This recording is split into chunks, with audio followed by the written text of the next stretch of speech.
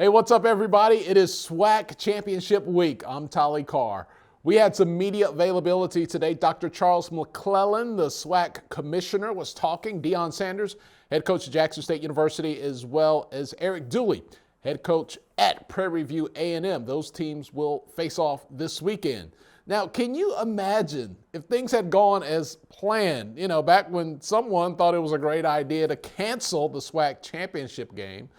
Well, it was a real thing for like a couple of months, but it never really happened because Dr. McClelland came in, pumped the brakes on that idea, and now the SWAC Championship game, a huge, huge success.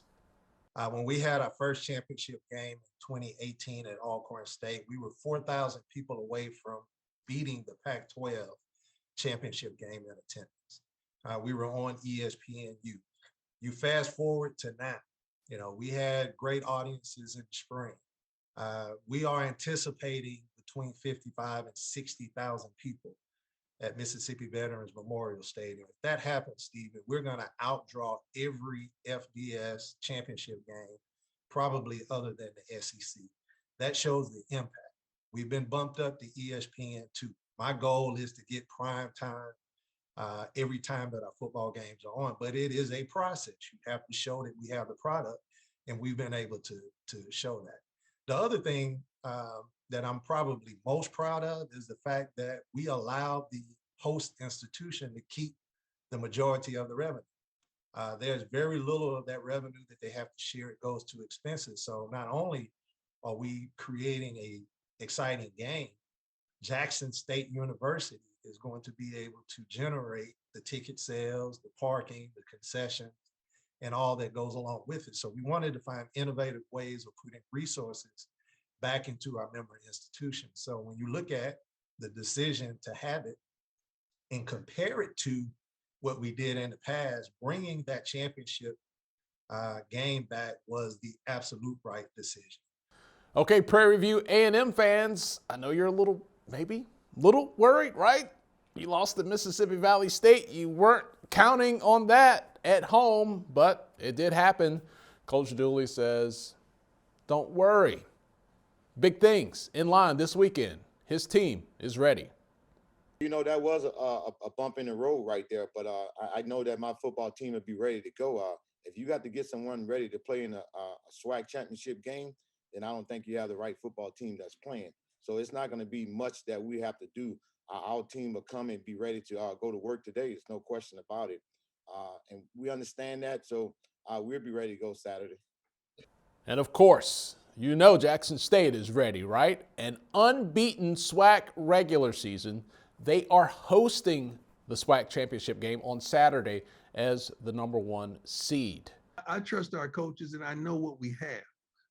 Our kids, they didn't buy in. They're committed. They're committed 100% and to believe. They just got to go out there and truly believe in alignment, assignment, and responsibility, and we're good. When we're on, we've only been on one game, like offense, defense, special team, and that was I believe Alabama A&M. We were really on. We're waiting to be on once again. We hadn't been on like that since. Deion Sanders also had a little something else to say. SWAC Postseason Awards, did I say that correctly? SWAC Postseason Awards were announced on Monday. His son, his QB1, Deion Sanders, was the freshman of the year in the SWAC, but Coach Sanders was looking for a little more. I'm a little salty about that situation right now. I'm transparent with y'all. I'm going to keep it 100. Then it just gave me the sheet with the awards on it. We don't have not one offensive player. Man, how is that possible? Not one. And what this young man accomplished, forget that he's my son, what he accomplished in the SWAC this year as a freshman. So don't punish him because he's a freshman. Give him what he should have coming. And I just thought he should have been the quarterback. I don't want to hear freshman of the year. That's automatic. We knew that. But he should have been, and I'm not dismissing Mr. Glass because I think that guy's a pro. And I hope he goes pro because that's just what I want for him. And I think he could do it.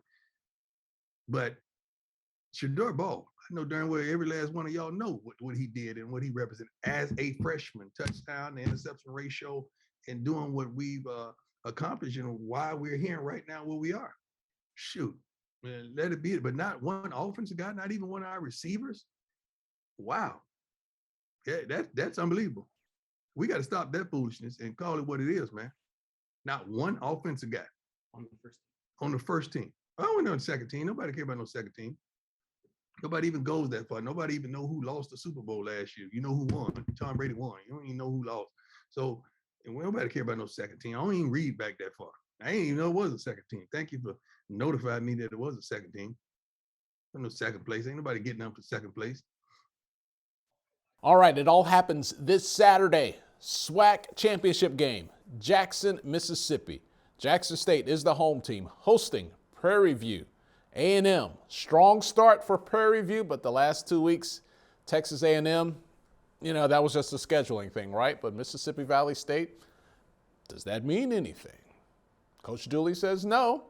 A lot of storylines to follow, but that's why they play the game. They'll get it in this Saturday.